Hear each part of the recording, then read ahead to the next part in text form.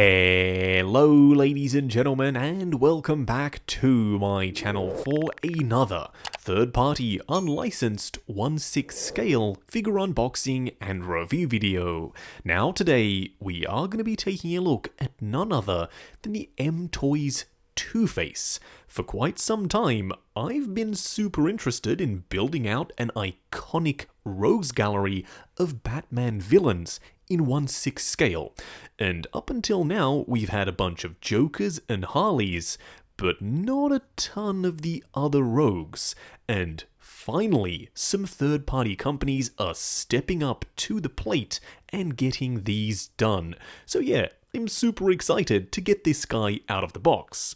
Now I got mine from Comics Sanctorum, but do bear in mind this is third party, it's unlicensed, it's an unofficial product. I have popped the link in the description below, but this is not a promotional video, this is a review on a figure I picked up for my own personal collection. What we are going to do now though is get the box laying flat in the light box and do the unboxing. Here of course we have the box art, and right up front and center we have Two-Face's coin plus Two-Face down below, MToys on the side, and then some warnings on the back. Now I am hoping that MToys continue this line. I would love to see a bunch more comics based DC villains. I'm thinking a Mr. Freeze, a Riddler, or maybe even a Scarecrow, but only time will tell. First in-hand impressions of their Two-Face though, yeah, pretty darn positive. I'm already loving the feel of this guy in hand. They've used a super sturdy body. Now up on top we do have one foam block and another down below. So what we are going to do now is get all of Two-Face's accessories laid out in the light box and take a closer look at everything he comes with. Here we have all the parts and pieces. Now starting off with the display base first, it's relatively straightforward. It's the oval style base, Two-Face up front, and then a two-tone flooring. We also have a crotch grabber up top. Now the cool thing about this figure is you get two different head sculpts. If you want to go for a more classic looking Two-Face with the green, you can totally do that. Or if you want to go for a more modern take, you can go for the red. They are both the same underlying sculpt, as you can very clearly tell. It's just the paint applications that are different. The Harvey Dent side is very well sculpted and painted. I love the evil grin. And then the Two-Face side is gnarly. You can see that flesh that has been all chewed up and the fully exposed eyeball. As of yet, I'm not quite sure which sculpt I'm going to go with. Now, to go along with the classic green look, you have a retro-inspired World War II style gun with a folding stock and some silver dry brushing around the edges. You also get a little flip out knife that can be pushed up and down, and it does have a clip, so technically if you wanted to, you can clip it onto his outfit. You also get a briefcase which is made of full metal and actually has real working locks. When you open it up, you do have a little compartment up top plus a printed money section down below. This isn't a removable piece, they're not individual bills, it's just printed on the inside, but it's a pretty convincing effect from a distance. I just can't get over the fact they have real working clasps on this briefcase. That is totally awesome. You also get this little pouch. It contains 3 different Two-Face coins, and I can confirm that they are made of metal. You also get a stack of bills, and with the Two-Face coins, they are of course scratched on one side and clean on the other. Now, to go along with the modern look for Two-Face, you get some modern weapons. I'm not exactly sure which variant of the Scar this is meant to be, but I'm pretty sure that's the rifle it is. You have a grenade launcher up top and a folding stock. You also get this weapon, which is kind of an Uzi hybrid, I'm pretty sure, or a Mach 11, and you do have a suppressor that's on the end. As far as I'm aware, this is not removable. You also get this, which appears to be a Glock-style pistol, and unfortunately, this magazine does not remove, and the slide doesn't actuate, but I do like the metallic silver paint applications. You also get a very plush outer jacket, which you will see on the figure a little bit later in the video, and lastly, 2 sets of alternate hands. Quite fitting for Two-Face. One side you get the black gloves, and for the other just some regular skin tone hands.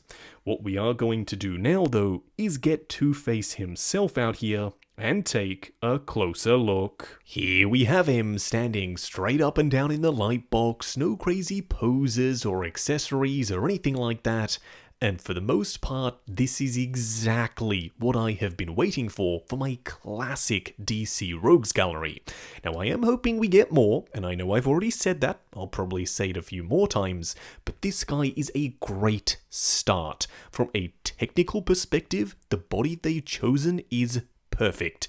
It's not too big, it's not too bulky, and it's also not too skinny and lanky. I think it fills out the suit perfectly, everything looks in proportion. I also really like the cut of the suit. The sleeves of the jacket aren't too long, and the pants sit roughly at the right height. I wouldn't have minded seeing an alternate outfit with those sort of burn marks on the charcoal grey side, but I understand why they didn't do it. They wanted this to be a multi-purpose figure. If you wanted to go classic Two-Face with the green head sculpt, you can do that, but it will just as easily work as a modern version. What we are going to do now, though, is take him off the rotating turntable, punch in, and take a closer look at the details. Here we have him up close and personal. Now we will be swapping out the head sculpt with the classic looking one and then popping on the outer jacket in just a second because I'm curious to see what that looks like, but we've already discussed both head sculpts up close and personal anyway, so let's talk about how they fit on the body. This one works great. It's not too big, it's not too small, the body is perfectly in proportion with the head sculpt. Now the outfit is a little bit different to what I was expecting. I thought this was going to be a stark white and black, but in the end they decided to go with a charcoal grey and a white. It's slightly different, but it still works for me. The same thing can be said for the shirt. It is charcoal on one side and white on the other, but I do like the juxtaposition of the black buttons on the shirt, but white buttons on the outer jacket. You can also see that the top button is done up and the bottom one isn't, in typical traditional suiting fashion. You can do the bottom one up, but I wouldn't advise it. This is supposed to be how you wear a suit jacket. You do have a glove on one side and a regular skin tone hand on the other, as we discussed in the accessory segment. For some reason, the grey shirt cuff doesn't like to sit as far down as I personally want it to be, so it does expose a little bit more of the wrist peg. That is something you can kind of get away with when it comes to posing. Down below you have that same two-tone with white on one side of the pants, as you would expect, and that same charcoal grey on the other. I do like the length of the pants. They're not too long and they seem to sit at roughly the right height when you do have them draping naturally. As for the feet, these are some awesome two-tone shoes. White and black, of course, with some gradient on the white sections, and then some tread detail on the underside. But for those wondering, like me, what he looks like wearing the other head sculpt and the outer jacket, here you have it. And yes, this looks awesome. I didn't think this was going to be a look that I would ever use, but the black plush fur coat and the classic looking head sculpt kind of pair really nicely together. It makes him look like a true crime boss. Plus, it's very cold in Gotham City, so you would imagine he would wear something like this. Now, it does do a great job of hiding the wrist pegs, the thing that I was complaining about before, so I am tempted to leave this jacket on in the display. Now, it does come to roughly knee height, so it is a rather long jacket. Do let me know which of the two looks you prefer down in the comments below. Now for a quick side-by-side comparison, here we have Two-Face alongside Joker. Now this is the more modern version from Sideshow. I do actually have the classic original one that I am potentially going to replace this guy with in the display, but for now, I wanted to see what these two look like standing together. Now, Two-Face is taller than Joker.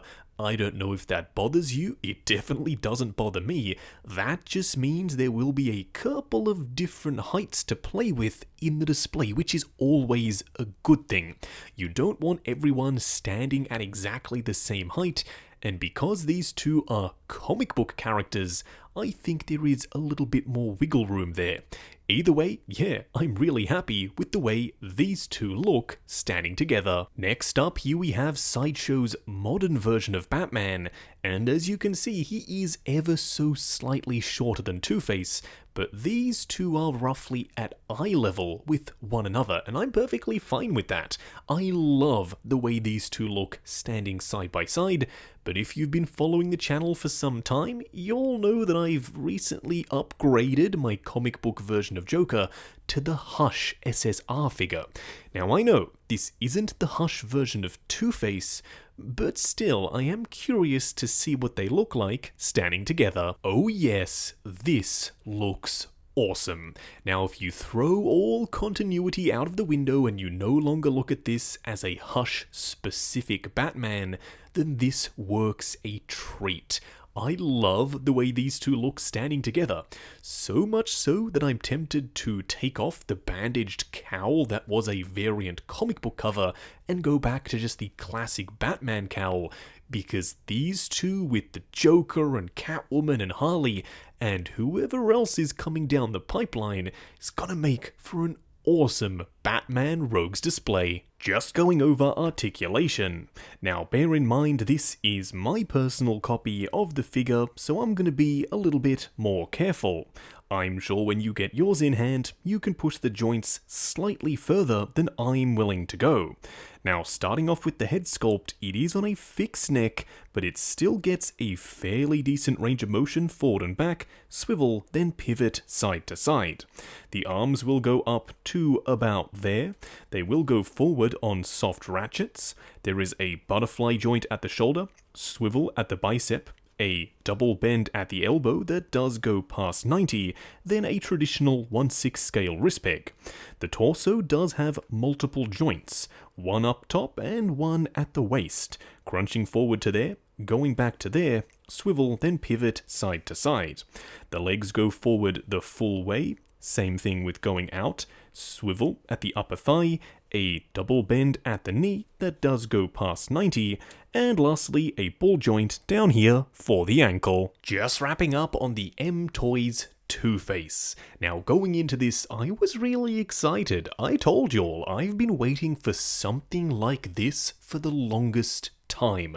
I've had in the back of my mind the idea of building out a comics-inspired rogues gallery for my Batman display, and finally that is coming to fruition. I've got Joker, Catwoman, Harley, and now a Two-Face. Fingers crossed a few more of the obscure rogues are coming down the pipeline. But yeah, this guy is awesome.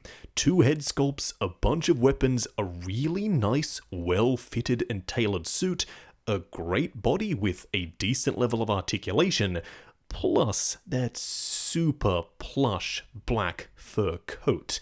I think this figure is an absolute win for MToys.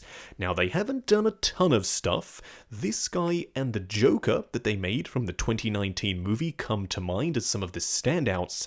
I am going to be keeping a close eye on them to see what they have coming out next, because as far as I'm concerned, this company is definitely an up-and-comer.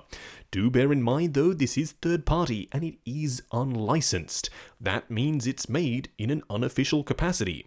I got mine from Comic Sanctorum. I have popped the link in the description below for your reference purposes only. While you are down there, why not check out the link to 6 Scale Network, the Facebook group. Come along, chat figures, share photos of your collection, and of course, see what's coming up next on the channel. Like, comment, and subscribe, and we'll catch you in the next video.